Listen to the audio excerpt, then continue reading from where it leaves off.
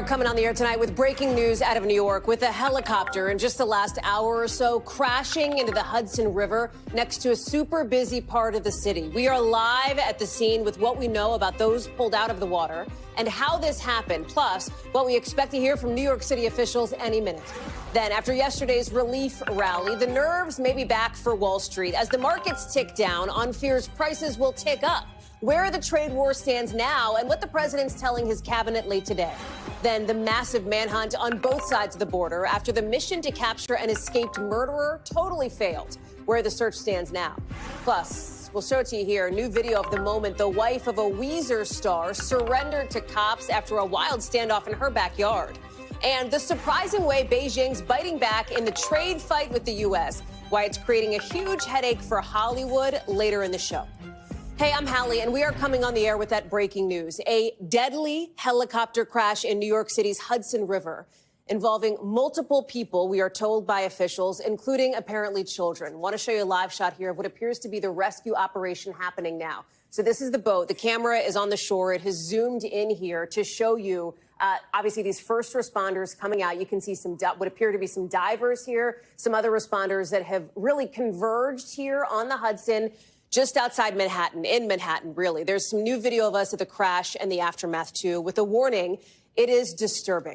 I want to show you here the moment that the helicopter fell out of the sky, just tumbled down, splashing down in the river. And then this, just moments after the helicopter hit the water, with another piece, maybe a piece of the rotor blades looking to be slamming down. We've spotlit it for you there so you can see it. Later, obviously, that huge rescue response around the crash site. It is an all-hands-on-deck effort here. We've got team coverage tonight, but I want to start with Tom Winter, who's been doing the reporting on this since the second we heard about this crash. What's going on here? Where do things stand? What have we learned? Hallie, according to multiple law enforcement officials in New York and New Jersey, to myself and my colleague Jonathan Dienst, there were at least 6 people on board, and at least 4 of those individuals are deceased. As you mentioned when we started the program, at least one of the individuals on board was a child. We don't know the condition of that child. You saw there the live video that we were looking at. The live video we're looking at now coming to us from the shores, looking at FDNY dive teams that were out there in the process of looking for individuals and recovering individuals. We're told that divers did pull at least one person out of the water. The video you showed, obviously horrific. It shows a helicopter that has lost all control, has lost its rotors, lost its tail rotor and tail boom, which is what controls, generally speaking, the helicopter's ability to move laterally in the sky and to turn. So whatever happened in the sky was obviously catastrophic. The helicopter was equipped with the type of inflation devices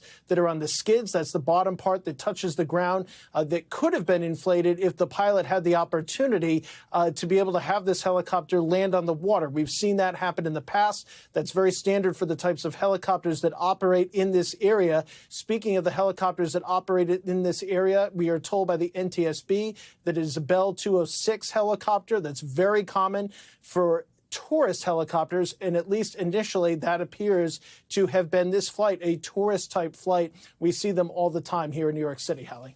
So that was my next question, Tom, is do we have any indication of what kind of helicopter this was, what it was doing up there? What is the safety record for those kinds of tourist flights around New York? Because we mentioned really, really densely populated part of the city here. That's partly why I think we're getting so much video. There were so many people around to be able to capture that. That's right, Hallie. So this particular helicopter and the tourist helicopters, they fly around the city all the time. They're only restricted in the hours that they can fly around the city just for, frankly, the residents and neighbors that live near the various helipads. They're located on the east and west side of New York City, as well as in New Jersey. A number of these tours originate in New Jersey. A number of the helicopters actually transit back and forth between New York City and New Jersey, where they are stored overnight, pending those flights the next day. So that's generally the pattern. They typically work up and down the river. There's a general aviation corridor on both sides, and that allows these sightseeing tours to occur. Tom Winter, I'll let you get back to work in the phones. Thank you very much for that information. Let me get to Yasmin Vasugian, who is live for us on the scene where this huge rescue response is happening. Yas, if you can hear me here, I know that in about 10 minutes from now, we expect an update from New York's mayor. We are going to bring that to people live, but give me a sense of what you're seeing on scene and what it's like down there. Yeah, the mayor's going to be coming here and offering a press conference. Obviously, we've got a lot of questions here. As you mentioned, as you just talked to Tom Winter, there are 4 confirmed fatalities so far. It was a Bell 206 helicopter, as we heard from the FAA, which is a blade-type helicopter. Tom Winter talked about kind of what we know about the landing pads here, right? The helipads here throughout Manhattan. There's 3 total. There's one right near where we are on 30th Street on the west side. We're in downtown Manhattan. There's one in downtown Manhattan near the Wall Street area, and then one on the east side as well. We don't necessarily know where this tourist helicopter took off from. I'll tell you how there is a lot of NYPD presence here, along with police officers, press as well. There were ambulance in the area in which I came in here on the pier.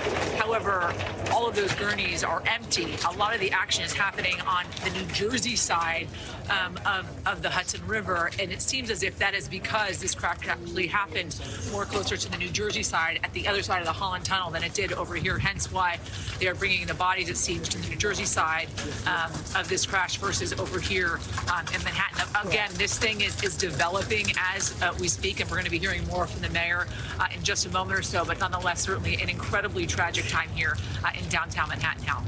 Yasmin Vasugian there on a rainy afternoon into early evening there in New York City. Again, the crash happening on the Jersey side of the Hudson River near Lower Manhattan. You're looking live now at some of those images. The rescue operation we expect again in just about 8 or 9 minutes. We believe the New York City mayor to come brief reporters as to what happened, how this could have happened over New York City. We're going to bring that to you live when we get it. We've also got some other big headlines to get to tonight, including what's happening with your money now and that relief rally ripping through the markets just 24 hours ago, now slashed basically in half. Wall Street, you see it again, red, red, red, sliding as it has for most of the week, not all, but most. With President Trump taking his trade war to a whole new level, he's now hitting China with a 145% tariff after China's own tariffs on American stuff went into effect today. So what does this mean? It means what you buy from China or what companies sell to China is going to get more expensive, period, full stop. And all of that is masking a piece of economic news that's actually kind of good. Inflation, it's slowing down compared to February, although we got to point out that was before the tariff palooza.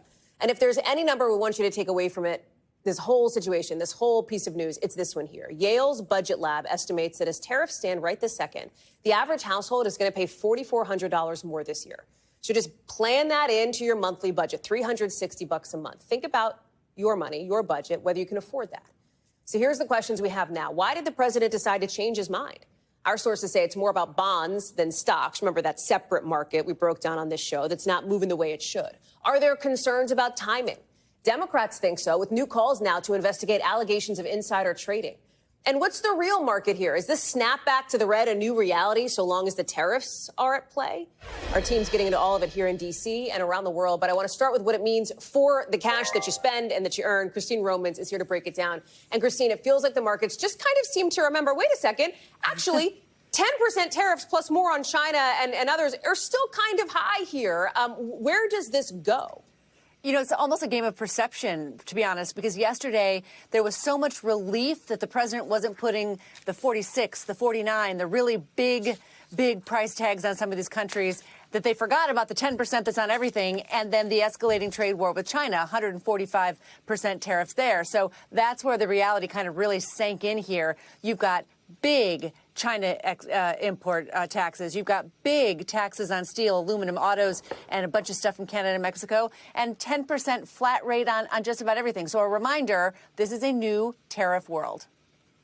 Normally today, you and I were probably talking about some good news, right? Which is that inflation has cooled off, that it's going down a little bit. That should be a positive thing.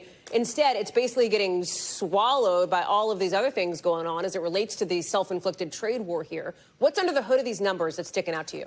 Oh, Hallie, that's so 2024 to be obsessed with the inflation readings, right? I mean, how many months did we look at these numbers looking for any glimmer of hope that you would actually see a month-on-month decline, which we finally got, that you would actually see 2.4% in the CPI instead of 2.8% the month before. This is what the Fed has been working for and everybody has been waiting for. You look inside the numbers and you saw housing costs not as hot as they had been. That's really important. Gas prices prices down. A lot of this is gas prices, and gas prices will probably continue to go down, but for a bad reason, because, right, there's so much worry about the economy that can drive down gas prices. And then you look at those egg numbers, still year over year, eggs are up a lot.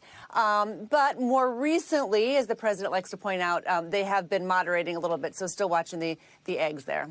So we were talking about this show tonight, Christine, with our team all day long. We've been thinking about, okay, we framed it as the 3 C's that feel like the storyline today, which are, number one, context around what these tariffs are, what they mean, what they're going to do for the consumer, and the China drama here. Talk to us about China, because that is what is escalating now here. Part of this next phase, we've got this 90-day pause on some tariffs. Others are still in place, as we've talked about. But part of this next phase is this fight to get other countries to kind of pick sides, U.S. or China. What you're looking at here, this is kind of some propaganda, basically, a meme posted by a spokesperson for China's Foreign Affairs Ministry that shows that a MAGA hat is going to cost $77 now, right? Now, up from $50, made in China here. The president seems to want to cut a deal with allies, with the countries surrounding China, but he's also, in some ways, has antagonized those allies over the course of the last week. How does this work? That's the big question, because now you finally have the president in a place where trade experts said he should have been in the beginning, which is, right, talking to our allies, giving them a break while, you know, like really twisting the screws into China. But instead of that, the first countries he was antagonistic with were Canada and Mexico, right? We do have big trade imbalances with them, no question. But that's a really important regional partner here. So now you finally get to this place where people are saying, well, we understand why you're so concerned about China, but why did you alienate so many of our allies along the way? And you mentioned the bond market. One of the things we're watching, and so many people are watching in the bond market, is the United States a reliable partner on the global stage? Is the United States trustworthy? Is the United States the place where people are going to put their dollars to save in a safe haven kind of thing in the bond market if you've got the United States sort of, basically decoupling from the rest of the world? What's the answer to that so far tonight? I mean, I know it's only been 24 hours, but does so far it seem like things are settling in the bond market? Things seem to be settling, but it really bears watching. The bond market is really important here. Big signal. Christine Romans, thank goodness we have you to keep an eye on it. Appreciate it. Thank you very much. I want to go to Yamiche Alcindor, who's live for us outside the White House. President Trump was looking, or was asked at least, about a different market today, and that is the stock market, obviously, during this big cabinet meeting that played out across so many networks this afternoon. I want to play a little bit of a back and forth here, Yamiche. Can you give us a reaction to today's stock market drop, and also give us a sense of the next steps with China? Well, I haven't seen it because I've been here for 2.5 hours. Interesting, right? The president kind of saying, well, I haven't seen it. I've been doing other things, not worried about it. If he's not stressing about stocks, and, that may be the case, what is he worried about based on what your sources are saying?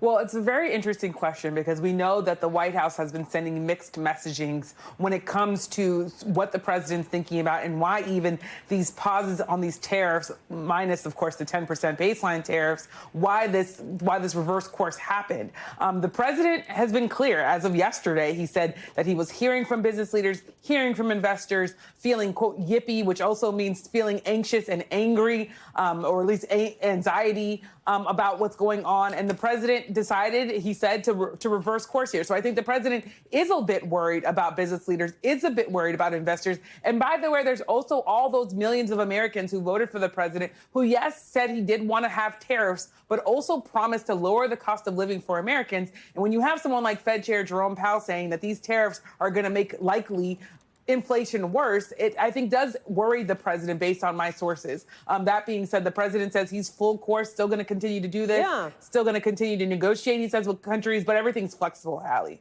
There is a question of the political pressure potentially here. This new Pew poll out today, catching our eye, showing that most Americans, a majority, do not like the China tariffs. And that's before those tariffs are up to 145%. How is the White House, how are those in the Trump orbit thinking about the longer-term political impact of this? Well, I think there is twofold to really think about here. One, the president is thinking about this and is in some ways concerned about the calls that he's getting, even if it's from investors, but they're also business owners. They're also talking about their workers who are everyday middle-class Americans and their worry. But then you also have, of course, over on Capitol Hill, you have Republicans who are worried because in their districts, they're getting calls from their constituents who are worried, business owners, but also just, again, working class, everyday Americans who are worried about what's going on. But then you have the president who is continuing to sort of hint at the American people that they need to stick with him. And today he sort of debuted a new word. He said transaction costs is what Americans are going to have to deal with. A couple weeks ago, he was saying it was short-term pain. What's clear is that the president is hinting that things might get worse and that he's hoping Americans will stick with him. Yamiche Alcindor live for us there outside the White House. Yamiche, thank you. So listen, with President Trump basically challenging China to come to the negotiating table using the stick, not the carrot, question is, how is the world's second largest economy going to respond? Well, based on the language coming out of Beijing, they're looking at potential ways to hit back at the U.S. I want to go now to Beijing with Janice Mackey-Frayer on more on how China could try to turn the screws on the U.S. economy, Janice, in some not so obvious ways. At this point, there's no communication. There's no back channels between the two sides, and the language here is really sharpening. The Commerce Ministry today reiterated that China will fight a trade war to the end. However, they said the door to negotiation remains open. That's not a sign of capitulation, and regardless of the pausing global tariffs and any deals that are made, an economic war of attrition could have serious implications. Not only for the world economy, but for U.S.-China relations, where trade has always been the backbone. Experts say if these tariffs hold, the underlying reality could be a decoupling of the world's two largest economies.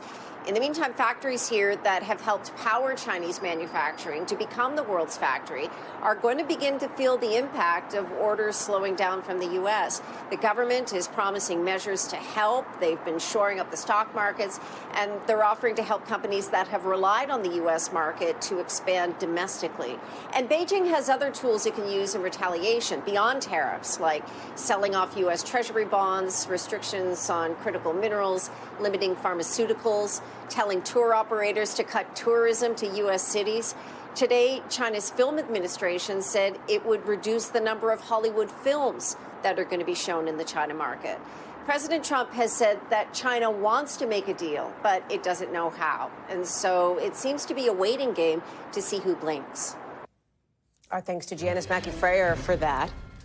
All these market moves are leading to some new fallout on Capitol Hill as Democrats are making allegations that some folks within the president's inner circle may have had a heads up that this tariff walkback was coming. Starts with this Truth Social post where the president tells everyone it's a great time to buy, and fueled by this video posted by a White House staffer last night from inside the Oval. This is Charles Schwab. It's not just a company, it's actually an individual. And he made $2.5 billion today, and he made $900 million. Democrats are saying this is a little bit sus, to use a word. Like that they don't have the evidence. Melanie Zanona, who's joining us on Capitol Hill, but they're raising questions about this. These allegations here that maybe there were some people who knew the president was going to make a turnaround yesterday, bought when the market was low, and made a ton of money off of it. What do Democrats want to see here? Yeah, so Democrats are calling for an independent investigation into whether there was any insider trading or market manipulation. And specifically, they want some answers about any stock purchase decisions that may have been made by some of Trump's allies over the last few days. And what is alarming to Democrats is that very public sequence of events that you laid out so nicely. In the morning, Trump tweets out, now is a great time to buy. Later, he issues this 90-day pause on most of his tariffs, and then the stock market jumped. And so Democrats are now calling for a formal investigation. I want to read you the letter that Adam Schiff, a senator from California, wrote to the White House in requesting a formal inquiry. He said, "We write to request an urgent inquiry into whether Trump, his family, or other members of the administration engaged in insider trading or other illegal financial transactions informed by advanced knowledge of non-public information regarding his changes to tariff policy yesterday or at any time during this administration." And other Democrats also agree. Just take a listen to what Senator Elizabeth Warren and Dick Durbin had to say. The American people have a right to know that policy is being made only with their interests in mind and not the individual financial interests of people in the Trump administration or Trump family. When the president sends out a tweet saying, "It's time to buy." You can bet his friends who are in the know are buying. So these calls have really been gaining steam inside the Democratic Party, but of course, they're going nowhere inside the GOP right now. Well, that's the thing, right? Because it's not just President Trump who was saying to people, you know, buy the dip. Basically, the House Speaker is doing it a little bit too. Watch. Congress is going to get us on sound footing, and you can count on that, and you can bet on it, and you ought to, I think today would be a great day to buy stocks. It's your point, Melanie, when Republicans control both chambers of Congress, like what traction can Dems really get on this? Not a whole lot. There's really not a whole lot they can do in the minority. It's going to be a huge messaging point of contention. And Republicans are already dismissing these allegations, say Democrats are just out to get Trump in any moment. And they're also saying a lot of this information was public, that Trump said publicly. Of course, it's, you know, it makes sense that he would say that because when, you know, it's a good time to buy. They're really standing by Trump. Just take a listen to what John Cornyn had to say. They missed no opportunity to take a dig at President Trump. It's pretty obvious that when the stock market's in a dip, that maybe if you have some money, you might consider investing and make some money when it picks back up again. I think any idea of insider trading is ridiculous. And so Republicans really have been reluctant to buck Trump at any turn, including on tariffs. And so these calls for investigations likely to be no different, Hallie. Melanie Zanona, Mel, live for us there on Capitol Hill. Thank you very much. Just a few hours from now, a Russian-American woman who was facing 12 years in a Russian prison is set to touch down in the U.S. once again after a successful prisoner swap with Moscow. Ksenia Karolina is a former ballerina born in Russia, but who immigrated here more than a decade ago to start a new life working at a spa in L.A. She was jailed in Russia for making a donation of about $50 to a charity that sends help to Ukraine. Now, you may remember the story. This made headlines when it happened. The Russians said at the time that donation was treason. They say it was used for things like weapons and ammo for the Ukrainian military, but they provided no evidence that was the case.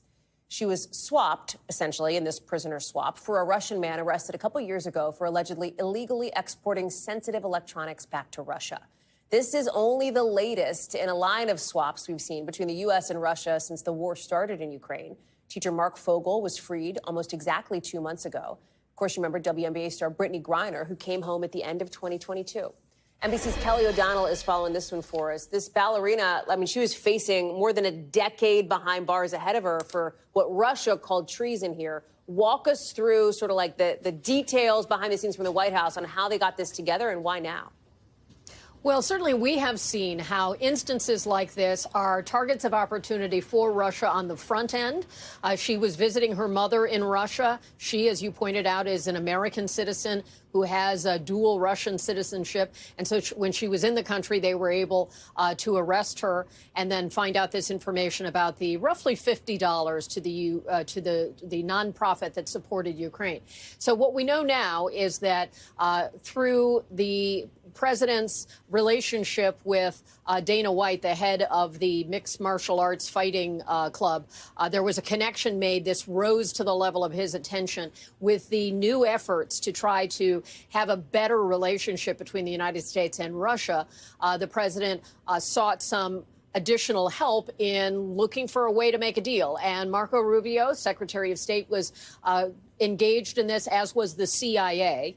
And Rubio made it clear on X that she had been wrongfully detained by Russia, and a swap was brought together. So that's important to make that clear point that she was wrongfully detained. And he, of course, credits the president for making this possible and the commitment to secure the release of any American. So the swap, of course, means there was someone else, and that swap occurred in the UAE. And a German Russian figure who had been convicted arrested at the request of the United States in Cyprus and then convicted for passing sensitive electronic information and gear and was accused of money laundering and a number of other things. And so that is how they were able to make the swap. You see some of the key details there. And so these swaps have a benefit for both countries. Obviously, you could easily argue that this is a much more serious individual who was released back to Russia in exchange for a woman who was visiting her mother and had made a charitable donation. So not an even balance. We've seen that many times before. But it's certainly a victory for her family and to reunite her back in her now adopted homeland of the United States, where she's been for a number of years, 34 years old. So imagine if she had had to do the dozen years in a hard time in a Russian prison, how different the course of her life would be. So she is en route back to the United States, not returned yet. Typically, as you know, when people are returned from wrongful detention or imprisonment abroad, there is a medical process that happens, a debriefing process. And so we don't yet know her schedule, but this is certainly a positive development for Ksenia Karolina and her family. Kelly O'Donnell, live first there on the North Lawn. Lots to juggle on your beat, I know, today and always. Kel, thank you very much for bringing us that reporting.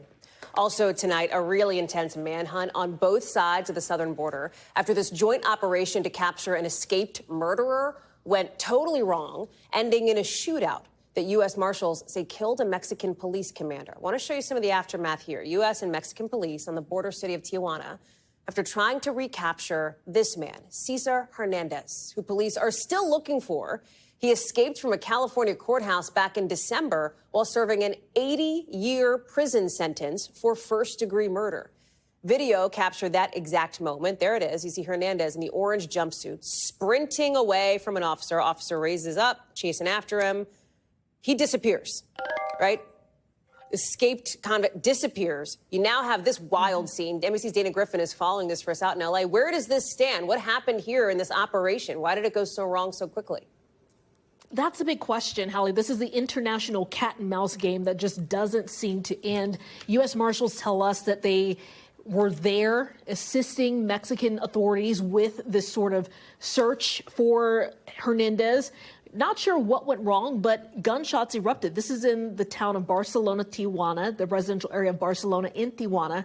And this is, as you see, the video of him just months earlier escaping from law enforcement when he was supposed to be entering a court hearing. So the shootout erupted. Mexican police commander Abigail Esparza Reyes was killed. The U.S. Marshals issuing a statement saying that they were in the area but not involved in the shooting incident. They did render aid to Commander Esparza Reyes before she succumbed to her injuries. Now, this is what we know about Hernandez. So before he escaped, he was serving an 80-year prison sentence for a 2019 first-degree murder conviction in Los Angeles. He was set to appear that day in December when he made that brazen dash from the courthouse, and he was supposed to appear on other charges related to his time in prison. So the Kern County Sheriff said back in December that he likely used some sort of self-made key and was able to punch a guard before running away. Hallie? Dana Griffin, just really dramatic there. Any sense of a timeline? Yeah. I mean, they don't know, right? They don't know where he is. They have no timeline on when they might recapture him, right? No timeline. We assume that they are still looking for him. We have not heard any additional details on his capture, but the hope is that they get what we see a very dangerous criminal off the streets. Hallie? Dana Griffin, thanks. Coming up here soon, we expect to hear any minute from New York City's mayor on that deadly Hudson River helicopter crash and the recovery operation that you are looking at live right here, at least from where the boat had previously taken off, one of them. We're going to bring you that news conference live when it begins. Plus, the investigation into how 2 planes ended up clipping wings at a D.C. airport today. And this stunning video of a Tesla heist in Miami, how the thieves pulled it off. Next.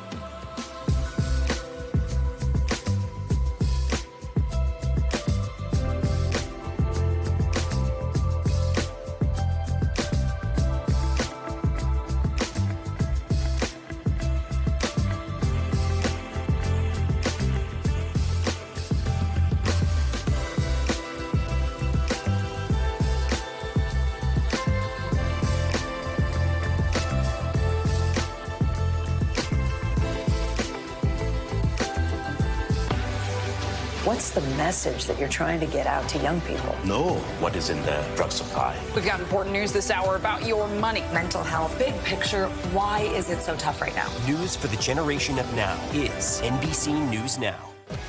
The NBC News mobile app.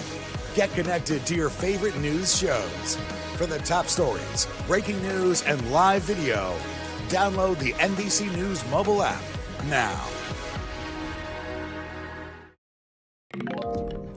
New video tonight of the dramatic moments after police shot the wife of a member of Weezer, you know, the band, in a really strange sequence of events. Want to show you here Jillian Lauren Schreiner on the ground. There she is, surrendering to police. The LAPD says she got in the middle of a hit-and-run chase that she was not involved in. Police had gone into her neighborhood while they were looking for the suspects of the hit-and-run and saw Schreiner in her backyard, they say, pointing a gun at them. They say they told her to drop her weapon repeatedly. She did not. Police then shot her. We've reached out to Schreiner's reps. No word back yet, but this whole thing is going down just a few days before Weezer is set to play at Coachella this weekend. Liz Kreutz is following this story for us from L.A. And to be clear, the hit and run, like, that wasn't even something that she was involved in the first place. It was only when she came out with a gun that police were like, what's going on here? Totally. A very Hollywood LA story. Very bizarre, Hallie. Essentially, it all began from this Hollywood movie-like chase that happens here in LA, a hit and run, unrelated. 3 suspects got out of the car, started running. They ran into her neighborhood, according to police.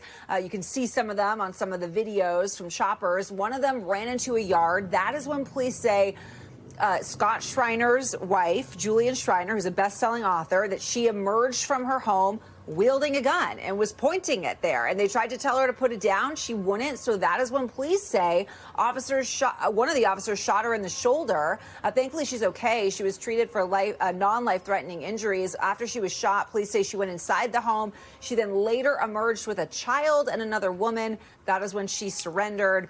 No real explanation at this point about why she didn't, listen to police and put the gun down. As they say, that's how it unfolded. They haven't responded. She hasn't. But you made the point she's out now. What happens next in this whole thing? And what does it mean, like, again, for Weezer, like this, people know it, Buddy Holly, Beverly Hills, they're doing Coachella, which is like a massive, massive show in just a couple of days here. Yeah. So TMZ has some video where they were kind of following Scott Schreiner, it seems like in his neighborhood, asking for comment. He said he wouldn't comment. He did say his wife is doing okay. And as far as we understand it, they're still set to play at Coachella. She was arrested. She's been charged with attempted murder, but she was released on $1 million bond. All right, so Liz Kreutz, live for us there. Definitely one to watch. Liz, thanks for being on top of that. Appreciate it. Let's get you over to the 5 things our team thinks you should know about tonight. Number 1, emergency officials say the rescue push in the Dominican Republic is over after a roof caved in at a club, killing more than 200 people, meaning it is now a recovery operation. They believe they will find no more survivors. We're also getting some new video tonight from inside the club, moments after the collapse happened.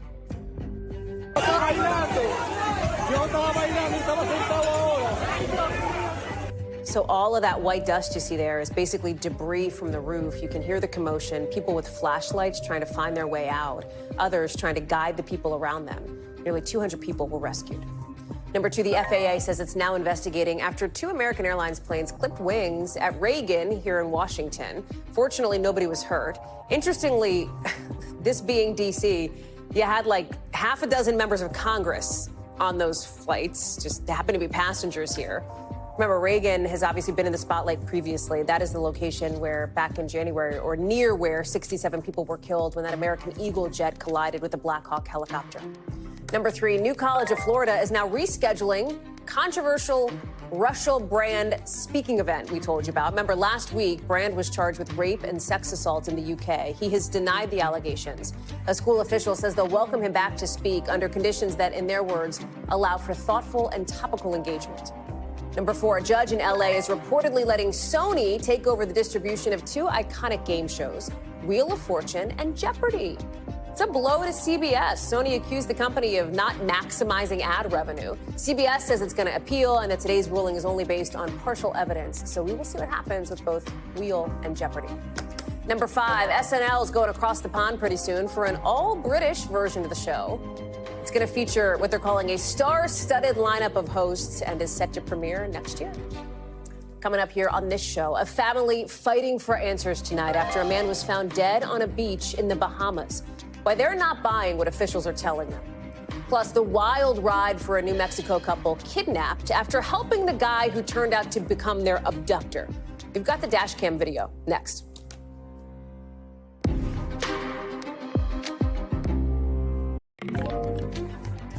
How the CEO facing murder charges in the death of a 5-year-old boy got out of police custody for now. We'll have that coming up. But first, tonight, a family is demanding answers after their relative died at the Atlantis Resort in the Bahamas. Police say they discovered the body of the 23-year-old Maryland man on the beach at the resort over the weekend. Denari McCalmont was there on vacation. Officials say he drowned and that they don't suspect foul play. But the family's not buying it. His mother says in autopsy photos, he looked like he'd been beaten, saying tonight she's calling for justice for her son.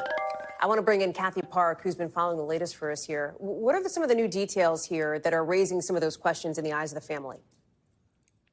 Yeah, so Hallie, Bahamas Eyewitness News actually spoke with Denari's mother and says she saw that photo of her son's body. And according to her, it appeared his face was beaten, his hair was full of sand, there was froth coming out of his mouth. So she is not convinced that this was a drowning and is demanding justice tonight and wants answers. Meanwhile, our NBC affiliate in Washington also spoke with Denari's aunt, who was told by authorities that there was some sort of issue at a restaurant before his body was found. And they said he spat on someone. So officials are saying that he spat on someone and then ran through a door. So a lot of unanswered questions tonight, and the aunt says that they're just kind of in limbo. They're in the dark and need witnesses to come forward. Take a listen. We don't have answers. We don't really know, but it's very frustrating. Seems as though everything is being pushed under the rug. And family members are also questioning why they have not seen any surveillance footage of the incident. And we should note, Hallie, that NBC News has reached out to the Royal Bahamas Police for any comment on this case, but we are still kind of waiting to hear back from them. Meanwhile, the resort did issue a statement. They've extended their condolences to the family and said that they are fully cooperating with the ongoing investigation. Kathy Park, thank you very much for that reporting. Appreciate it. NBC News covers hundreds of stories every day, and because it can be tough to read or watch or listen to them all, our bureau teams have done it for you. This is what they tell us is going down in their regions in a segment we call The Local. Out of our Midwest bureau, the head of a Detroit alternative medical facility where a 5-year-old boy was killed in a pressurized oxygen chamber explosion is now out of jail after she posted a $2 million bond. The CEO, Tamala Peterson, and 3 of her employees are facing second-degree murder and involuntary manslaughter charges. All 4 defendants will be in court later this month. Out of our Western Bureau, take a look at this U-Haul ride in New Mexico. A couple kidnapped in the back of a moving truck. After they didn't know it, they helped the abductor unload his stuff. Somebody heard super loud banging from the back of the truck and called 911. Listen.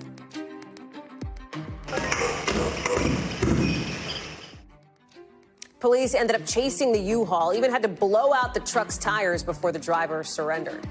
And out of our Southeast Bureau, some pretty stunning surveillance video in Miami. A team of people ramming into a parking lot gate with a stolen Tesla. Look at this. One of them steals the red Tesla. The driver hops out of the first Tesla, hops in another car. So police in Miami are looking for both the suspects and the Teslas. Coming up any minute now, we expect to hear from the New York City mayor on that deadly Hudson River helicopter crash. We're going to bring that to you live when it begins. Plus, one of fashion's biggest names buying its biggest rival. What those online quiet luxury trends have to do with it.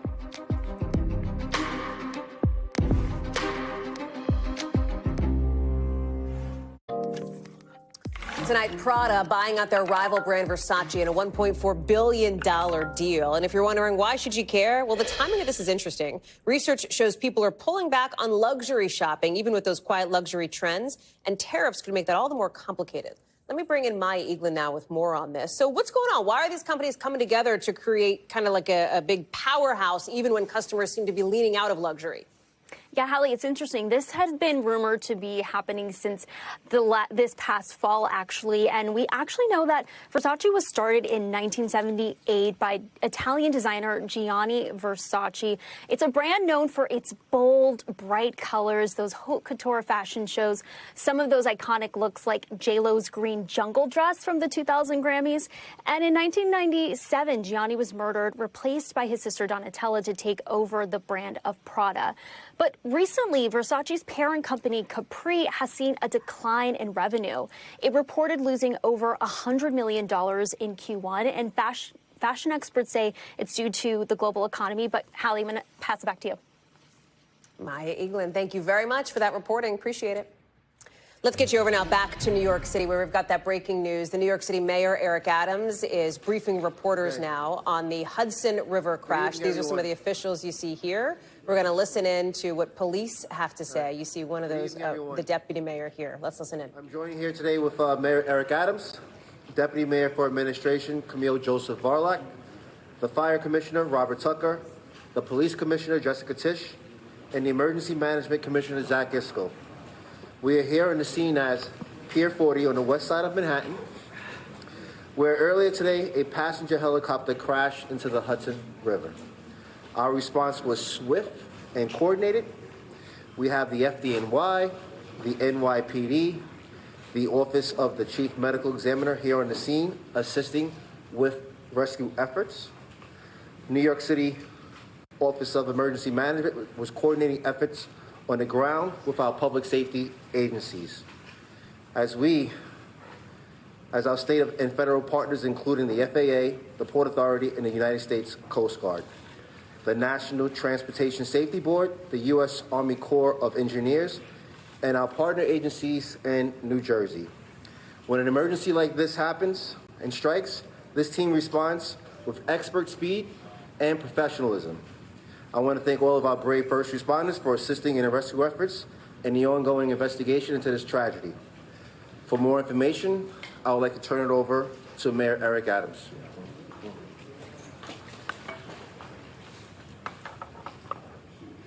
Thanks so much, GM Daughtry.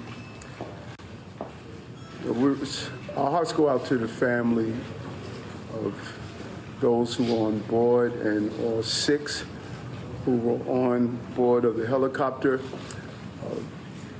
It's almost reminiscence of the plane going down here on the Hudson River, but thank God we didn't lose any lives back then. It's still fresh and it's still new. The investigation is ongoing, and we have the entire family members. We're lifting them up in prayer. Here's what we know at this time. At approximately 3:17 this afternoon, we began receiving multiple calls for a helicopter that crashed in the water. These calls generated the response of many agencies, as the Deputy Mayor Daughtry stated, including FDNY, NYPD, the Port Authority, and our Jersey partners, the police officers in Jersey as well, and the Coast Guard. 3 adults and 3 children were on board a Bell 206 helicopter that had left from the downtown Skyport just about 3 p.m. The pilot and a family visiting from Spain, what our preliminary information has at this time. Members of the FDNY and NYPD harbor units arrived at the scene, and divers from both agencies entered the water. At this time, all 6 victims have been removed from the water, and sadly, all 6 victims have been pronounced deceased. Again, we're praying for the families and our gratitude to the rescuers and the courage that was displayed in their dedication. I will now turn it over to Fire Commissioner Tucker. Thank you, Mayor. Good afternoon, everyone. As the mayor said, at approximately 3:15 this afternoon, numerous calls were received for a helicopter crash in the Hudson River. We have FDNY assets right up the road here, and we launched our boats immediately. This operation was a joint operation between the FDNY and the NYPD.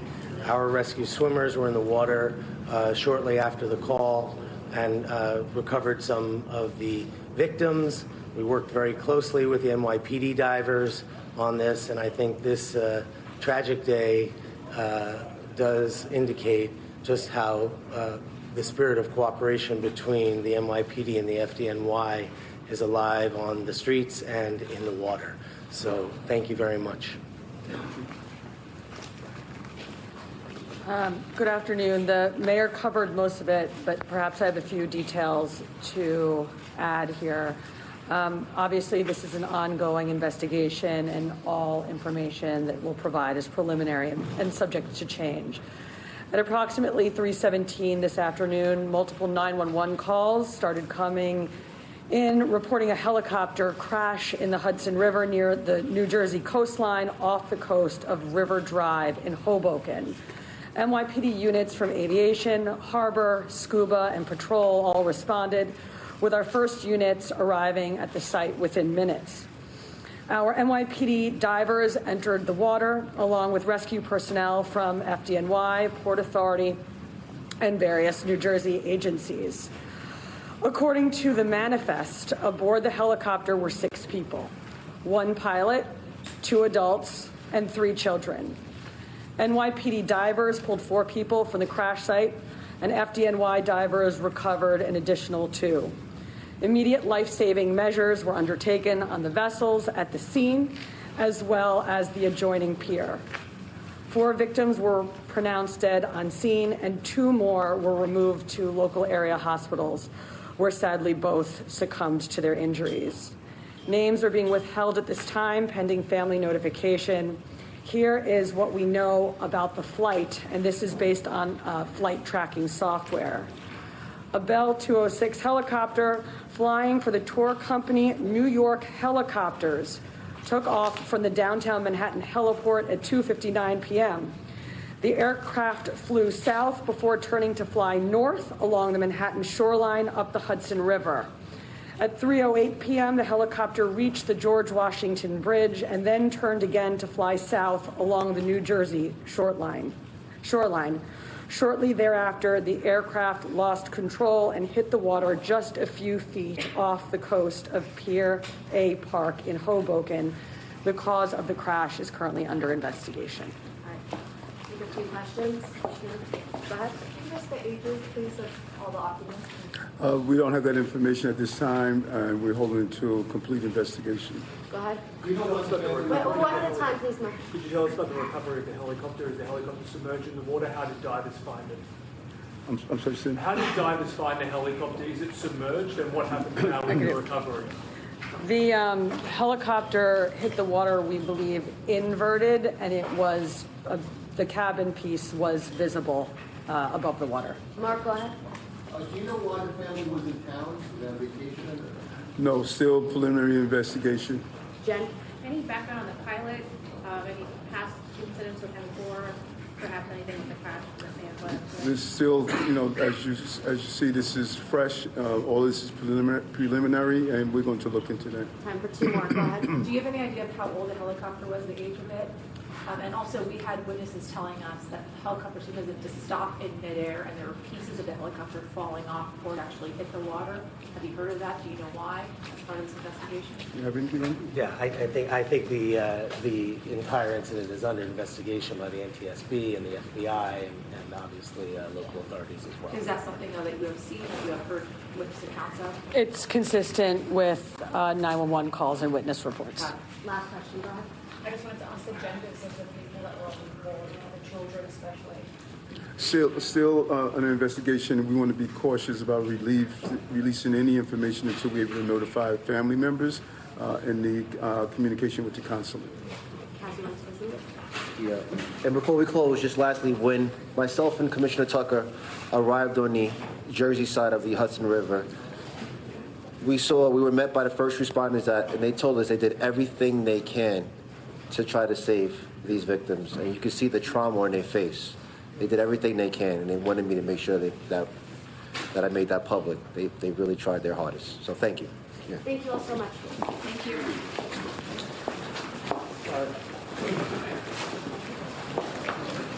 You have been listening to that press conference from New York City's mayor after that helicopter crashed into the Hudson River just off Lower Manhattan, between Manhattan and New Jersey. All 6 people on board, including children, now confirmed killed in that crash. Want to show you a live shot here of what appears to be that now recovery operation in the Hudson.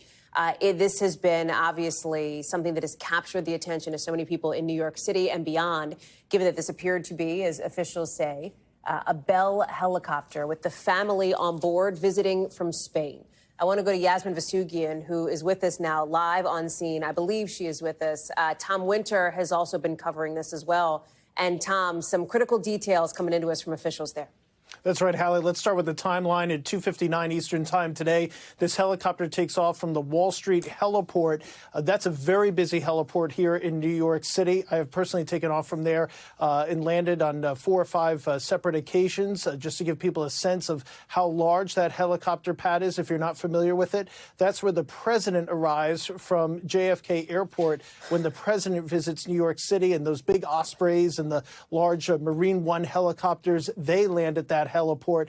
From there, it travels along the southern part of Manhattan. Does a circle around the Statue of Liberty. That wasn't something that the police referenced there, but we've seen the radar returns ourselves, and that's what happened. It flies up the western side of Manhattan, turns around near the George Washington Bridge, and then turns back down south and heads along the Jersey shoreline, where it has a catastrophic breakup, the results of which we're looking at very clearly here on screen, as you see the splashes in the water of the rotor of that aircraft, or perhaps the rotor on top of the aircraft. The entire tail boom and tail rotor were missing at the time that aircraft, the helicopter, landed in the water.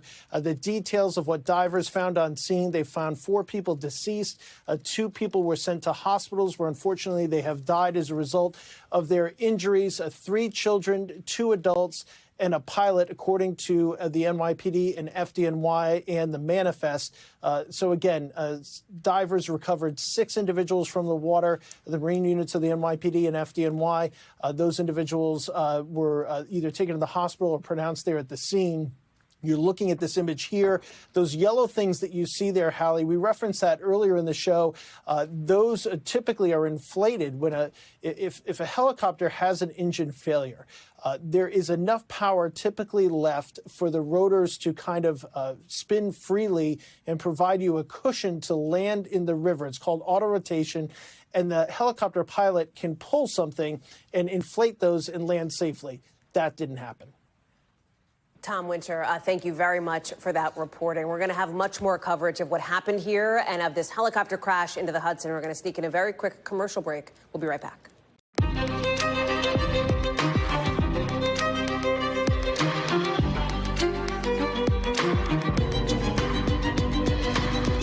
We are coming on the air tonight with breaking news out of New York, with a deadly helicopter crash in just the last couple of hours into the Hudson River near a very busy part of the city.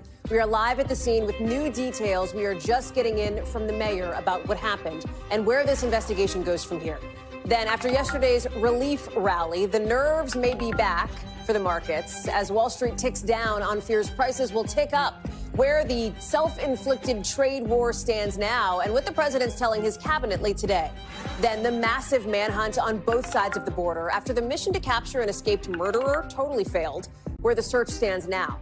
Plus, we'll show it to you here in a second. New video of the moment the wife of a Weezer star surrendered to cops after a wild standoff in her backyard. And why the family of one man found dead on the beach in the Bahamas doesn't believe the autopsy report. Why they say foul play may be at play here. Later in the show. Hey, I'm Hallie, and if you are just joining us, we have just been listening to the mayor of New York City and other officials answer questions about that deadly helicopter crash in New York City's Hudson River. They say all 6 people on board, including children, have been confirmed killed. There's new video of us into the crash and of the aftermath, with a warning. Of course, it is disturbing. You see here the moment the helicopter fell out of the sky, just came right down, splashing into the river. And then there's this, just moments after that chopper hit the water, with another piece, maybe a piece of the rotor blades potentially slamming down. Now there is a massive investigation at the crash site after the helicopter came down. You can hear over the radio the sound of first responders as they tried to rush in and save anyone's lives they could.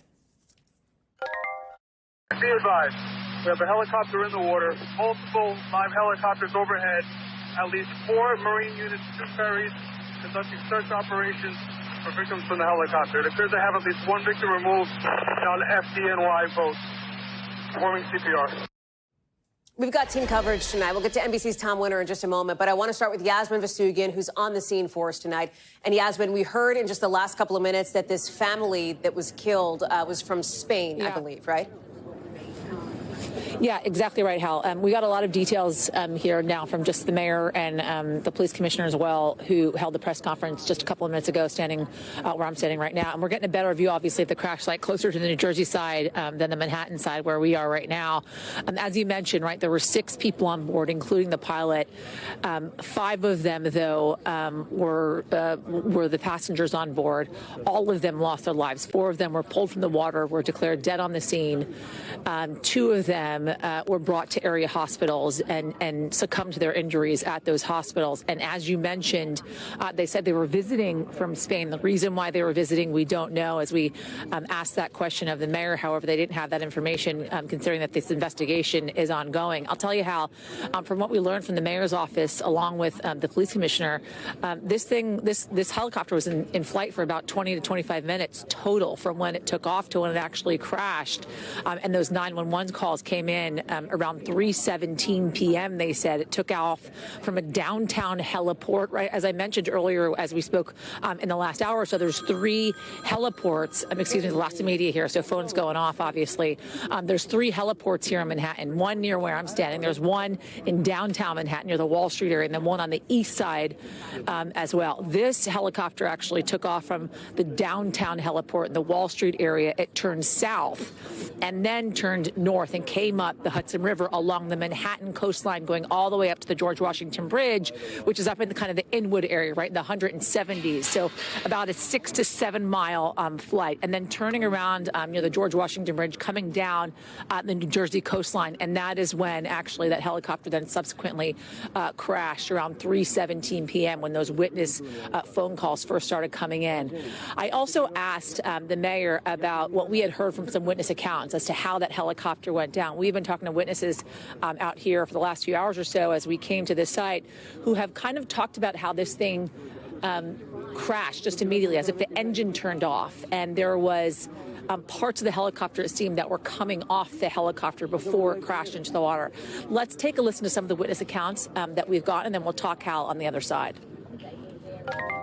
So I just happened to be walking, and I heard, like, it sounded like an engine just dying, and it was like do do do do do, and I just turned, I looked, and I saw the helicopter crash and splash into the water. We saw the tail end of the helicopter pop off and the main rotor go flying off as the helicopter the main body of it started to fall backwards into the water and touch down and everything. So Hal, this was a Bell 206 helicopter with the propellers. We don't know the age of the helicopter. We also don't know the history of the pilot that was actually flying the helicopter either. However, we do know, as I mentioned earlier, that they were here for a tourist trip, right, up the Hudson River. I mean, if you live here in New York City, you see helicopters flying around all the time. This is commonplace for a lot of folks visiting Manhattan. Obviously, it's an incredible skyline to see flying up and down the Hudson River. And now these folks from Spain losing their lives on an incredibly, Hal, tragic day. And I can't help but think about, and the mayor mentioned this earlier in the beginning of his press conference, that it was reminiscent of the airplane that went down here in the Hudson River, of course, piloted by Sully. But he said at that point, of course, nobody lost their lives, thankfully. Today, though, a very different story, Hal. Very different indeed. Yasmin Vasugian, thank you very much. Tom Winter, let me go to you. And Tom, you heard Yas mention it. A lot of helicopters. You are not unfamiliar as a New Yorker to seeing helicopters flying around Manhattan. It happens a lot here. Talk about the safety record of some of those chopper flights. And I know some of the questions that have been raised about having so much air traffic in this already very sort of heavily populated space. That's right, Hallie. So those concerns, and I'll address them first, about this type of helicopter traffic are twofold. One is the safety concern. Now, there is an awful lot of coordination. I've flown on helicopters on assignment as part of my job here at NBC News out of this specific heliport, the Wall Street heliport. And it's important for people to know that this heliport handles sometimes dozens of takeoff and landings an hour. For personal reasons, I'm really familiar with this area of New York City. And so we see them taking off and landing from there all the time. There's a lot of coordination, a lot of air traffic control. This particular helicopter, like all of them, is tracked by radar, so we know its specific flight path down to some very granular details. The fact it took off at 2:59, that it circled the Statue of Liberty, everything you heard New York City officials talk about. And so there has been concern at different points as far as the volume of air traffic that occurs. There are sightseeing trips that go over or around the bridges so people can look at them. And specifically to your point, in 2018, we had a tourist helicopter. This was a doors off or a doors out helicopter. These individuals were held in there by harnesses that were not the original harnesses that came with that helicopter. And as a result, they were not able to safely evacuate that helicopter after it landed in the East River. That's back in 2018. And there, the kind of, think of it as a giant inflatable life preserver, not actually unlike the type of life preserver you might see demonstrated on an airplane, those yellow bags that are attached to the skids of the helicopter that inflate and give you a chance, if you're able to control your descent as a pilot into a watery surface, to be able to get out of that helicopter. Sometimes you can just stay on it and float until help arrives. If not, you can at least safely get out of the helicopter and be in the river. That did not happen here. That did not happen in 2018 because one side did not inflate the same way that the other side did. And as a result, all the passengers on board died. So definitely concerned about that. There's also a not in my backyard noise concern that is something that is raised repeatedly in New York City. But before we jump to conclusions, clearly a catastrophic incident happened here for the rotor on top of this. It's a single blade. So that rotor comes off. We've seen it in the video, that second splash that you pointed out, Hallie, that lands there, and it loses its tail boom and tail rotor. That's just the cabin that's landing there in that video. And here you can see the several splash points. So this is something that's going to be looked at. Important thing to say here, myself and my colleague Jonathan Deans are looking at the rotor there. It's about to hit the water right now. That's what I was referring to, but we have spoken to top New York City law enforcement officials. They've talked to us about this incident. They say so far no evidence they've seen points to any sort of foul play or that this was some sort of a targeted incident. Certainly in this day and age, we worry about drones. They're heavily prohibited in this part of the country and in New York City. And the NYPD regularly scans for drones and has the ability to determine who is flying at any given time and has the ability to take those drones out at any time. It's their discretion based on the laws and rules and regulations around New York City. So at this point, no indication of a midair strike, no indication of any sort of foul play. And all of this, obviously, we'll be staying on top of, Hallie. Tom Winter, thank you very much for your reporting on this. We will keep you updated as we learn more. But we've also got some other huge headlines today, including what's happening with your money now, and that relief rally ripping through the markets just 24 hours ago, now slashed basically in half, with Wall Street sliding as it has. You see it there, Dow, S&P, NASDAQ, red, red, red. It's been sliding for most, not all, but most of the last week, as President Trump takes his trade war to a whole new level. He's now hitting China with a 145% tariff in all. So that's where tariffs on China are. After China's own tariffs on American stuff went into effect today. It means what you buy from China or what companies sell to China is going to get more expensive, period. All of that is masking a piece of economic news that's actually kind of good. Inflation. It's slowing down compared to February. Although we got to point out that was before this whole tariff palooza. And if there's any number we want you to take away from all this, it's the one you see on screen right here. Yale's Budget Lab estimating this tariff stand right this second. The average household is going to pay $4,400 more this year. So think about your monthly budget. That's like $360 a month. Think about if you can afford that. So here's some of the questions we have now. Why did the president decide to change his mind? Was it really about the bond market doing things that it normally wouldn't do in a moment like this? Secondly, there's also this question about concerns on timing. Democrats think there are concerns with new calls to investigate allegations of insider trading. And what's the real market here, right, on Wall Street? Is this snap back to the red a new reality so long as those tariffs stay in place? Our team's tackling it all from here in D.C. as well as Beijing. But let's start with what it means for your money. And I want to bring in Christine Romans, who is joining us now. So the 3 C's we talked about in our show, like I'm saying behind the scenes, our team was thinking, what's today's sort of headline feels like it's context around these tariffs. It's what's happening to the consumer, and it's this China drama. So let me get you on the context and consumer piece of it. Sure. This is even though the tariffs, most of the most punishing ones have been paused, there are still, on average, about 20% tariffs in place. That's going to cost people potentially real money over the course of the year, right? Yeah, as one investor told me today, it's the pause that wasn't. Yesterday it was all about the pause, and today is all about the asterisk, because you've got tariffs in place, 10% on all countries, essentially, that weren't there a week ago. So that is a dramatic change in the tariff landscape. You also have steel and aluminum tariffs. You have some car tariffs. You have Canada-Mexico tariffs. So this is still a tariff-rich environment. The president essentially pausing what many economists said were the made up numbers, the 46, the 49, the 35, those reciprocal tariffs, pausing those. So we're still in a tariff environment here.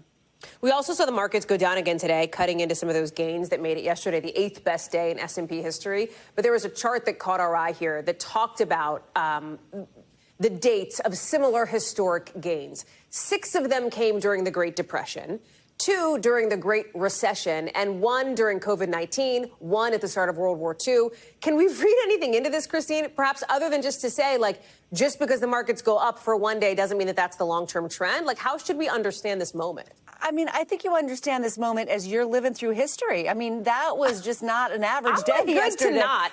You know what I mean? Like, but we are. I mean, that's what it is. That was not an average history. And it just shows you what the president is trying to do is historic. It is big. It has never been done before. Yeah. He's trying to undo 40 years of globalization quickly, just like that. And that's going to shake things up. And he's shaking things up in the stock and bond market. It's this idea of bringing manufacturing back, Christine, right? So what is the thing that you are looking for next? Like, what's the other next shoe to drop here? Is it what happens 90 days from now? Is it the next inflation report after we saw today's inflation report actually contain some good news? What's in your notebook? What are you watching?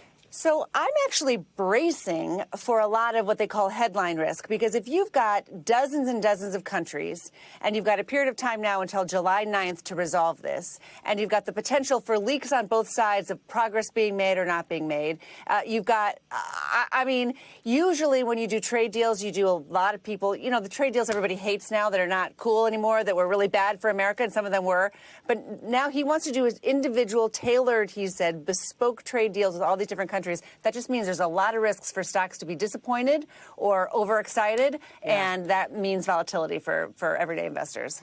Christine Romans, thank you very much for all of it after, I know, a wild week for you. Appreciate it, friend. Thanks. Let me go to Yamiche Alcindor, who's live for us outside the White House. The president was asked what happens to some of those country-specific tariffs when this 90-day pause is up. Here's what he said at that cabinet meeting. If you aren't able to reach the deals that you want to see at the end of the 90 days, will you put those higher tariffs in place, or will you extend? Well, that's what would happen. I mean, if we can't make the deal that we want to make, or we have to make, or that's, you know, good for both parties, it's got to be good for both parties. And then we go back to where we were. So, Yamiche, are we getting any tangible, concrete updates from this White House right now on the talks that they're having, other than that they're having talks?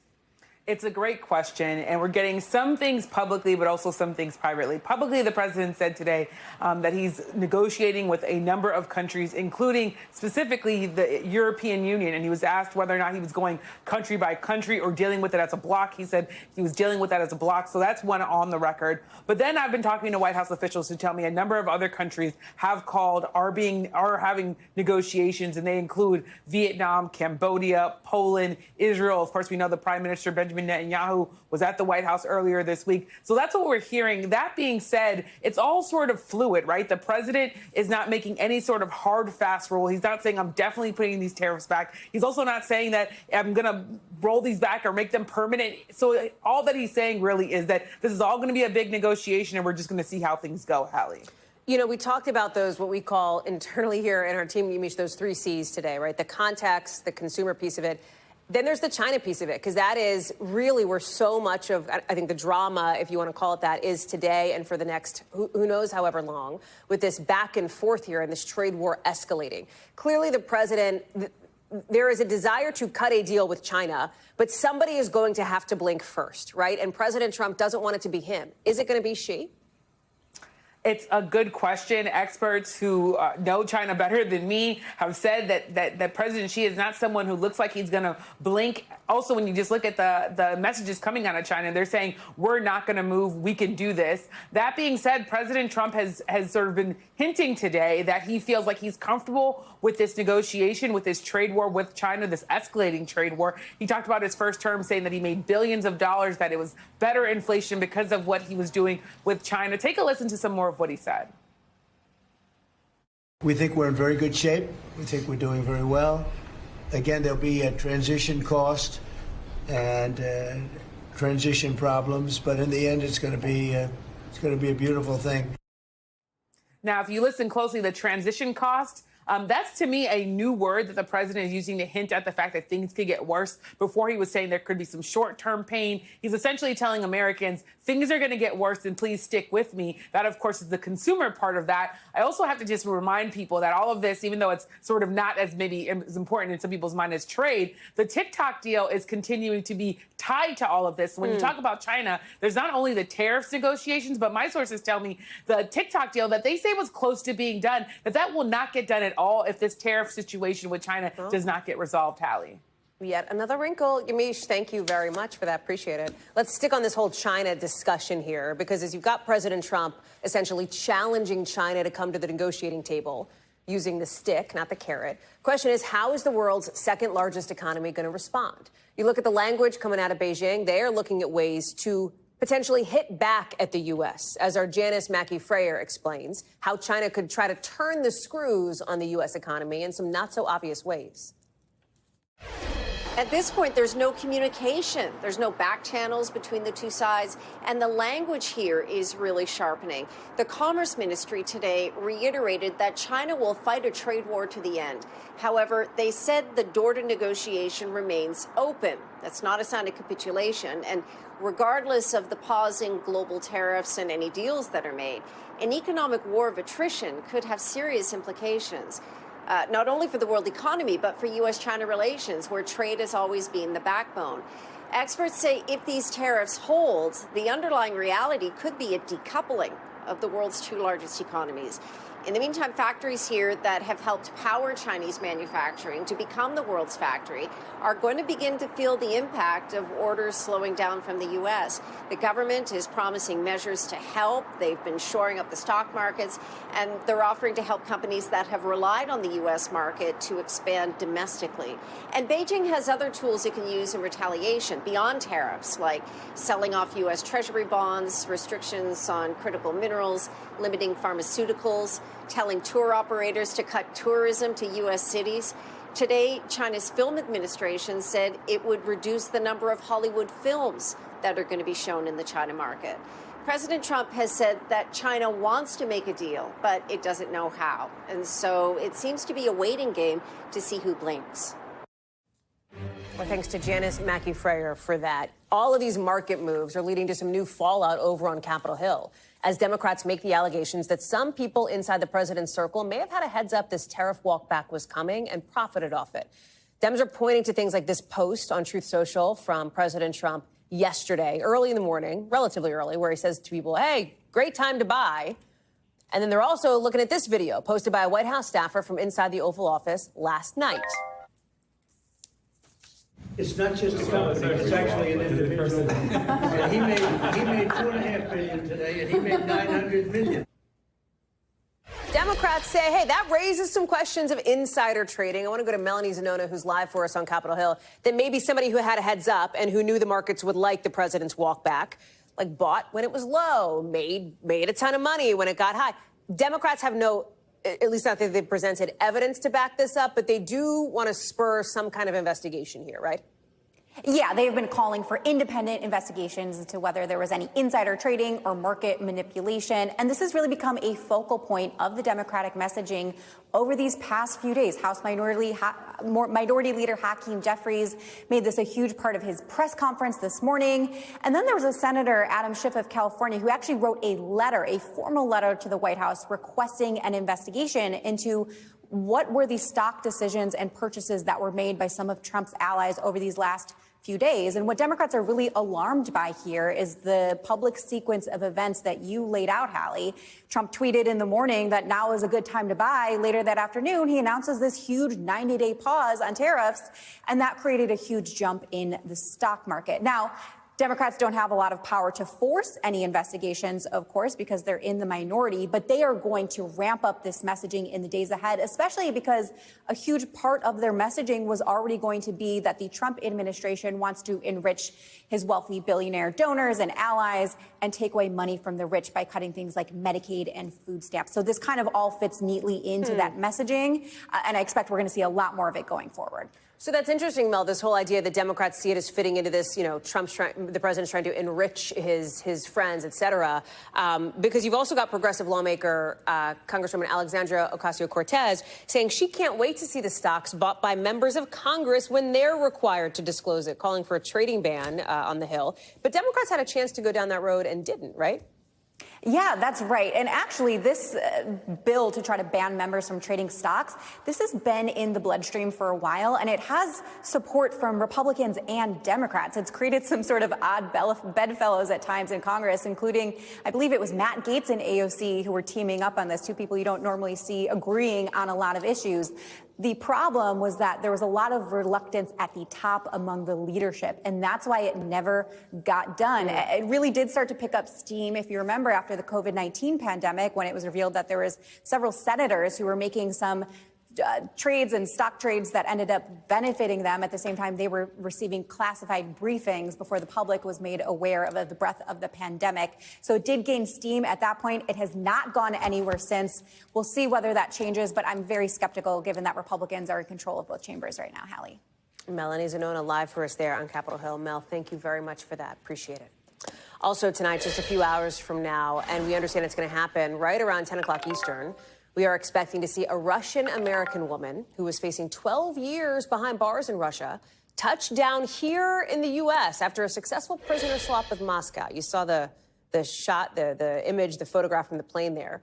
We're talking about Ksenia Karelina, who's a former ballerina, I should say, born in Russia, but who came here about a decade ago to start a new life working at an L.A. spa. She was jailed in Russia for making a donation, about $50, to a charity that sends help to Ukraine. Now, the Russians say that was treason, basically. They say it was used for things like weapon and ammo for the Ukrainian military, but they provided no evidence that was the case. Karelina was swapped for a Russian man who was arrested a couple years ago for allegedly illegally exporting sensitive electronics back to Russia. This is just the latest in a line of swaps we've seen between the U.S. and Russia since the war started in Ukraine, since Russia invaded. Look at Mark Fogel, the teacher who was freed almost exactly 2 months ago. Of course, there is Brittany Griner, the WNBA star, who came home at the end of 2022. NBC's Kelly O'Donnell is following this one for us. And Kelly, I know that you and the team have been doing a lot of reporting around this prisoner swap here. What are the behind-the-scenes levers that were pulled? Because this is an indication, as we cover so many headlines at the top of this, even just this show, right? The economy, tariffs, the trade war, et cetera. There's a lot of work that goes on diplomatically on issues like this as well at the same time.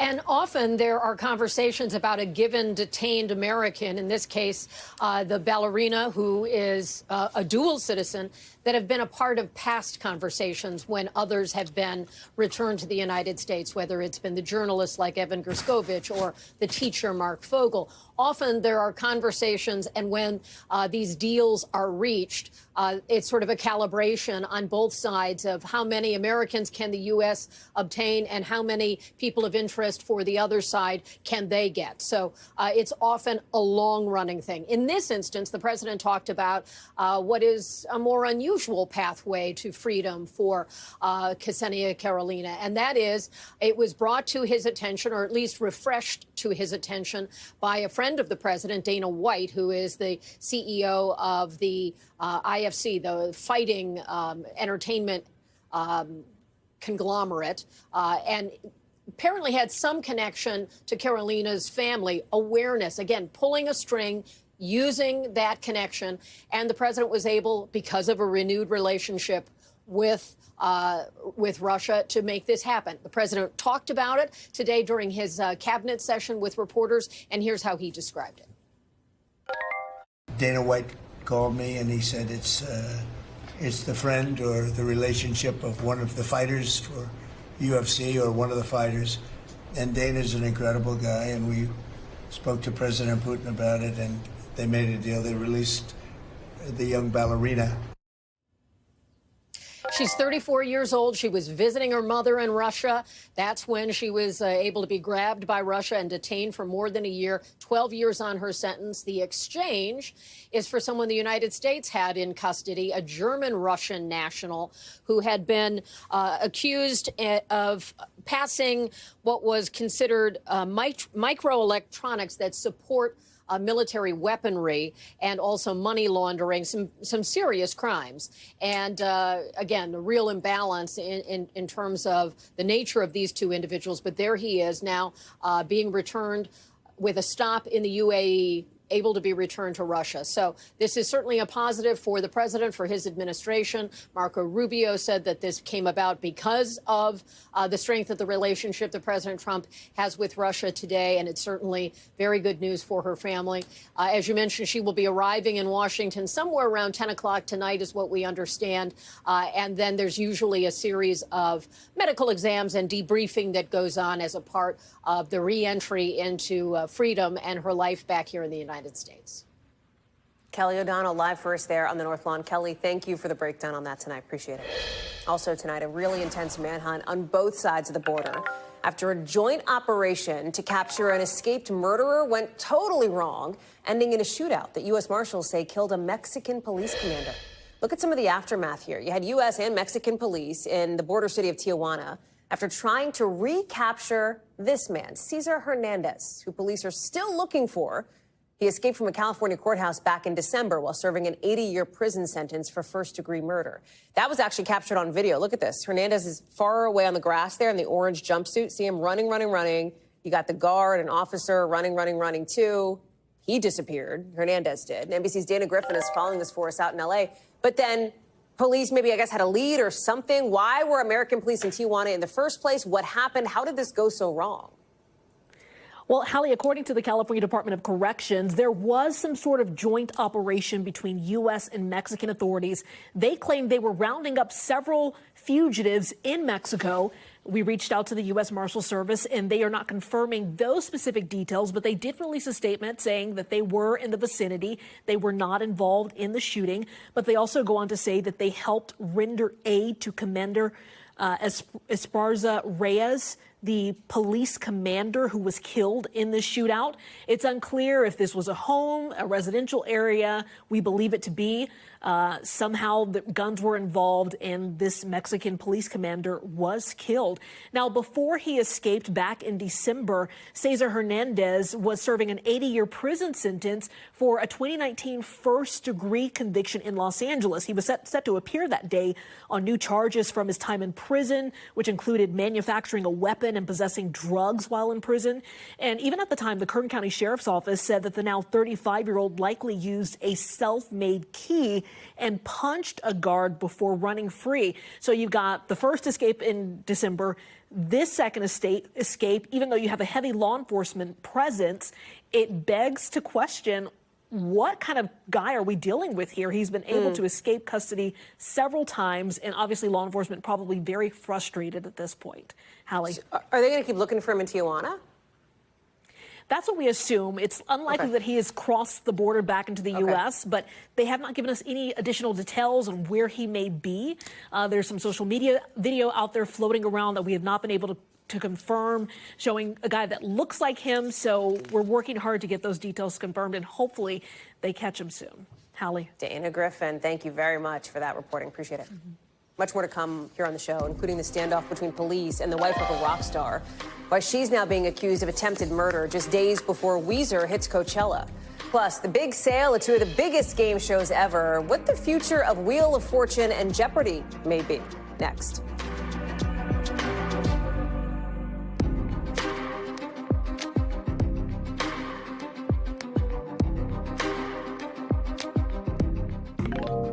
The new award coming to the Oscars in just a minute. But first, we'll take you to California, where there's some new video tonight of that dramatic moment after police shot the wife of a rock star, a member of the Weezer, Weezer person, the bassist, in this very strange sequence of events. So here it is. This is Jillian Lauren Schreiner. She's on the ground surrendering to police. The LAPD says she got in the middle of a hit-and-run chase that she was not involved in. Police had gone into her neighborhood. They were looking for the suspects in the hit and run. That's when they say they saw Schreiner in her backyard pointing a gun at them. They said, drop her weapon. They apparently said that to her multiple times. She did not. So police shot her. We've reached out to Schreiner's reps. No word back yet. But this whole thing is happening just a few days before Weezer is set to play Coachella this weekend. Liz Kreutz is following this story for us from L.A. And to be clear, the hit and run, that wasn't even something that she was involved in the first place. It was only when she came out with a gun that police were like, what's going on here? Totally. A very Hollywood LA story. Very bizarre, Hallie. Essentially, it all began from this Hollywood movie-like chase that happens here in LA, a hit and run, unrelated. 3 suspects got out of the car, started running. They ran into her neighborhood, according to police. You can see some of them on some of the videos from shoppers. One of them ran into a yard. That is when police say Scott Schreiner's wife, Julian Schreiner, who's a best-selling author, that she emerged from her home wielding a gun and was pointing it there. And they tried to tell her to put it down. She wouldn't. So that is when police say one of the officers shot her in the shoulder. Thankfully, she's okay. She was treated for non-life-threatening injuries. After she was shot, police say she went inside the home. She then later emerged with a child and another woman. That is when she surrendered. No real explanation at this point about why she didn't, listen to police and put the gun down. As they say, that's how it unfolded. They haven't responded. She hasn't. But you made the point she's out now. What happens next in this whole thing? And what does it mean, again, for Weezer? People know it. Buddy Holly, Beverly Hills. They're doing Coachella, which is a massive, massive show in just a couple of days here. Yeah. So TMZ has some video where they were kind of following Scott Schreiner, it seems like in his neighborhood, asking for comment. He said he wouldn't comment. He did say his wife is doing okay. And as far as we understand it, they're still set to play at Coachella. She was arrested. She's been charged with attempted murder, but she was released on $1 million bond. All right, so Liz Kreutz, live for us there. Definitely one to watch. Liz, thanks for being on top of that. Appreciate it. Let's get you over to the 5 things our team thinks you should know about tonight. Number 1, emergency officials say the rescue push in the Dominican Republic is over after a roof caved in at a club, killing more than 200 people. They have now moved solely into a recovery, meaning they don't expect to find any more survivors. We're also getting some new video tonight from inside the club just moments after the collapse happened. I want you to watch.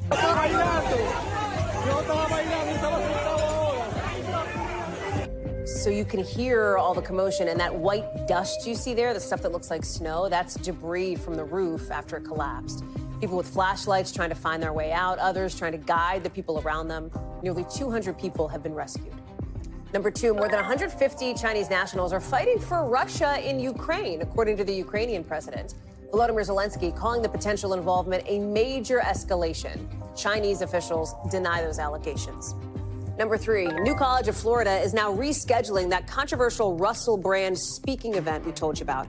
Remember, last week, Brand was charged with rape and sexual assault in the UK. He has denied the allegations. A school official says they'll welcome him back under conditions that, in their words, allow for thoughtful and topical engagement. Number 4, the Oscars is adding a new award for stunt design. It's going to make its debut at the 100th Academy Awards in 2028. The Academy CEO calling stunt design an integral part of filmmaking. You probably remember that movie a couple years ago that really put the focus on stunts featuring stuntman. Here you go. Number 5, the category is TV. The clue, the future of Jeopardy. The answer, what is unknown? That's after a judge today reportedly is letting Sony take over the distribution of both Jeopardy and Wheel of Fortune. That's a real blow to CBS if it goes through. Sony accused CBS of failing to maximize ad revenue. CBS says it'll appeal and that today's ruling is only based on partial evidence. Coming up here on the show, a family fighting for answers tonight after a man was found dead on the beach in the Bahamas, why they're not buying what officials are telling them. And the wild ride for a New Mexico couple kidnapped after helping the guy who turned out to be their abductor. We've got the dash cam video next.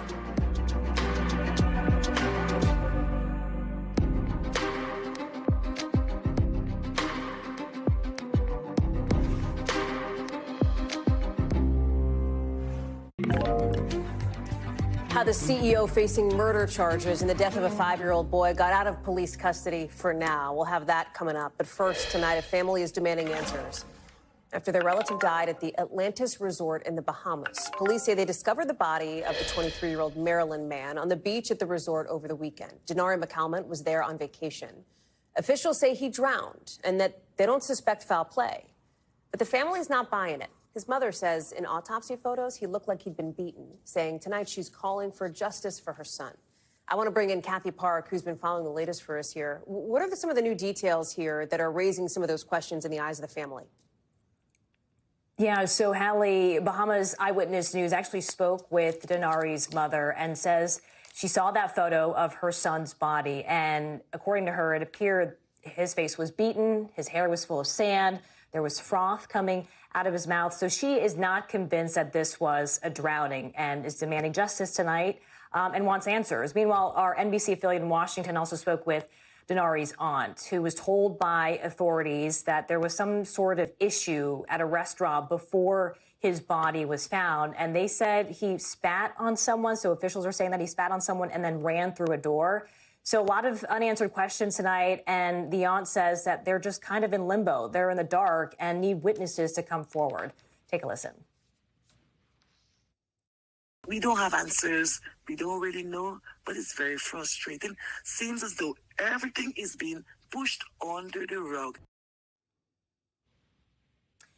And family members are also questioning why they have not seen any surveillance footage of the incident. And we should note, Hallie, that NBC News has reached out to the Royal Bahamas Police for any comment on this case, but we are still kind of waiting to hear back from them. Meanwhile, the resort did issue a statement. They've extended their condolences to the family and said that they're fully cooperating with the ongoing investigation. Kathy Park, thank you very much for that reporting. Appreciate it. NBC News covers hundreds of stories every day, and because it can be tough to read or watch or listen to them all, our bureau teams have done it for you. This is what they tell us is going down in their regions in a segment we call The Local. Out of our Midwest Bureau, the head of a Detroit alternative medical facility where a 5-year-old boy was killed in a pressurized oxygen chamber explosion is now out of jail after she posted a $2 million bond. The CEO, Tamala Peterson, and 3 of her employees are facing second-degree murder and involuntary manslaughter charges. All 4 defendants will be in court later this month. Out of our Western Bureau, take a look at this U-Haul ride in New Mexico. A couple kidnapped in the back of a moving truck. After they didn't know it, they helped the abductor unload his stuff. Somebody heard super loud banging from the back of the truck and called 911. Listen.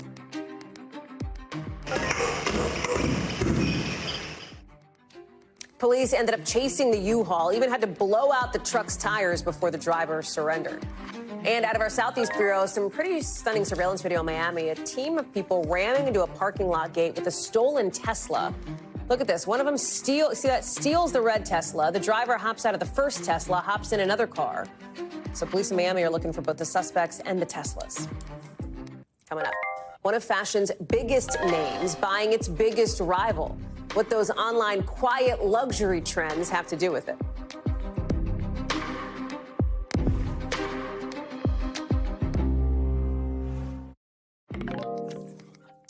Tonight, Prada buying out their rival brand Versace in a $1.4 billion deal. And if you're wondering why should you care? Well, the timing of this is interesting. Research shows people are pulling back on luxury shopping, even with those quiet luxury trends, and tariffs could make that all the more complicated. Let me bring in Maya Eaglin now with more on this. Yeah, Hallie, fashion insiders have been talking about this potentially happening since last fall. So Versace was founded in 1978 by Italian designer Gianni Versace. It's a brand known for its bold, bright colors, that kind of luxury haute couture brand that we see on fashion shows and runways. One of the most iconic looks is actually J-Lo's green jungle dress from the 2000 Grammys.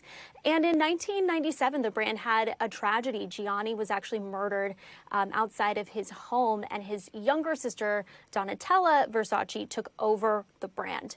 If we look at Versace, recently they've actually seen a decline in their revenue. Their parent company, Capri, reported losing over $100 million in Q1 of this year. Fashion experts say that this is partly due to the global economy and tariffs influencing the luxury fashion industry because it's so interconnected, but also changing consumer habits and wants. There is this increasing trend of a more quiet, subtle, soft luxury instead of something that's a bit louder and kind of more prominent like Versace is known for. I also spoke to New York Times fashion director and critic Vanessa Friedman about this news. She said she expected it. She thinks that it's going to be good for both of the brands because they're so different. They're not going to cannibalize each other, and they will likely be complementing each other. So she sees it as a good thing. Hallie, back to you. Coming up, a new front in the trade war, how Beijing plans to try to block the box office.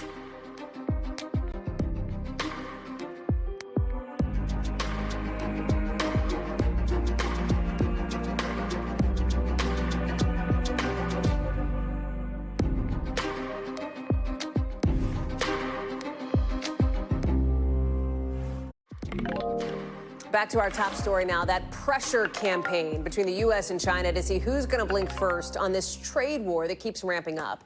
And Beijing's biting back in a new way today, targeting an export you cannot actually hold in your hand. China's film administration says it's going to cut back on the number of movies it lets American studios release in China. And here's the thing, that could totally crush some of Hollywood's biggest box office draws and upend the industry. Chloe Malas breaks it down. Some of the biggest American movies of all time. Whatever it takes. Huge hits at the box office in the U.S. and fans flooding theaters worldwide. What do they have in common? China, driving those ticket sales higher. But as the growing tariff tit for tat between the U.S. and China shows no signs of slowing down, Beijing's going beyond cash, now targeting culture and going after one of America's most premier exports, Hollywood. The China Film Administration, the government body that regulates movie releases, announcing today it's reducing U.S. film imports, though it's unclear what the drop will be from the 34 movies the country typically allows. China can't afford not to match what he's doing, can't be seen to be weak. Trump brushing off the move. I think I've heard of worse things. Tracking China's relationship with Hollywood has long been like following a complicated script. U.S. studios battle to get their movies approved to be released in China, the world's second largest movie market. You see the numbers, over $8 billion a year here versus more than $5 billion there last year. Some going so far to compromise the art with the country's censorship laws, like in Top Gun Maverick, who initially scrubbed out a Taiwanese flag patch in a 2019 trailer, reversed after backlash, costing the movie the Chinese market, even as it's made more than $1 billion globally. I am pretty despicable. Or even in Minions: Rise of the Gru, produced by our parent company, NBC Universal, a whole new ending edited just for the Chinese market. But American studios often reaped the rewards. In 2019, Avengers Endgame, the second highest grossing movie ever, saw $600 million of its nearly $3 billion box office sales coming from China. But as relations have frayed, so has Hollywood's presence in Beijing. If you look at the more recent developments, post-COVID, for example, you see that the China market is simply not there. Absolutely. The current #1 hit here in the U.S., a Minecraft movie. $314 million worldwide, but only $14 million in China. Chinese filmgoers now seem to want to see films that celebrate their own country and domestic production. Take Ne Zha 2, the animated film earning over $1 billion, the first non-Hollywood film to break that mark in China, now threatening the overall box office record for any movie in any language. Experts say the combination of reducing American films and the ongoing trade war sparked by President Trump could lead to a lasting cultural shift. If under the current situation with the tariffs, if you go to a theater to see an American film, you're seen as not patriotic. While Hollywood has lost some influence in Beijing, movies there can still bring in big money. And as the industry is still recovering from the pandemic and dual labor strikes, curbing U.S. film imports could mean a potential loss in revenue from future releases like Superman, raising questions about whether losing a once prized market could close the curtain on Hollywood's high-dollar success. I spoke to a Hollywood executive just moments ago, and although she didn't want to be named publicly, she did have a lot to say. And she said, do not underestimate the impact that China has on the global box office, that film executives and people who are making the decisions as to what films to make, these big blockbusters, that it does matter that China is going to reduce the amount of American films that they are importing into the country amid all of this turmoil that's happening with the tariffs under Trump. And that although Trump, as of right now, is dismissing China's response to this, she said that, look, when you're looking at your favorite films, you might not see as many of these big blockbusters in the future because they're expensive to make and they rely on that global box office footprint to help make their money back because they're not always making it all back here in the United States. They really rely on that global income that the movies are making. So again, if you are a fan of these big Hollywood blockbusters, it does impact you. Chloe Malas, thank you very much. That does it for us for this hour. I will see you on Sunday on Nightly News and right back here Monday on NBC News Now. Thanks for watching. More coverage picks up right now.